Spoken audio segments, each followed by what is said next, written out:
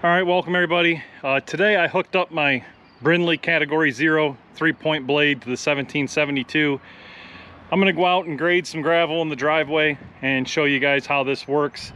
Generally I use the Ventrac to do that, but I used this last week in a few spots and I was really shocked at how well reversing this blade by spinning it around. It actually worked and did an excellent job. So I do like getting on these old tractors and playing around with them and using them, and I want to start using them a little more. So it does feel good to get on some different machines and run around. So I figured I'd make a video today talking a little bit about this and showing this to you guys. So this Brinly blade is 60 inches. It's a 5-foot blade. That sort of shocks me because I figured it would have been a 48-inch back in them days, but the little diesel tractor handles it fine. It's got a cutting edge here where you can pull and scrape. I have used this before on my Steiner 430 when I had the 3-point hitch on that. I did some working with dirt with it and grading, and I did do another video on moving some dirt when I put the electrical line in. But by pulling this pin right here, you can flip this blade completely around, and by dragging it on here, it works really good for grading stone and gravel in the driveway. Like I said, I was really impressed with how it worked. To change it, you can angle this blade. There's a lever here right behind the operator's seat, and you can angle it left and right. It's got little notches right there, so works really well. Heavy duty construction. This one had sat, I think, in a barn for a little while, but fortunately I was able to find one of these. So if you guys can find these old Brinly attachments, especially for these 3-points, they're definitely worth the money if you can find them, and they work great. So let me go set up and I'll show you this thing grading some gravel. All right, so what I plan on doing is just angling the blade, and a lot of times from driving down the driveway, the stone gets pushed to the center of it, and where you drive, it leaves marks. So all I'm going to do is drive down with the blade, angle it, try to push the stone over here to the sides and the low areas, and then straighten the blade out and grade it out. I tried it a little bit about a week ago up there in the low spot, and it worked out perfect. So I figured today I'd go ahead and finish it up.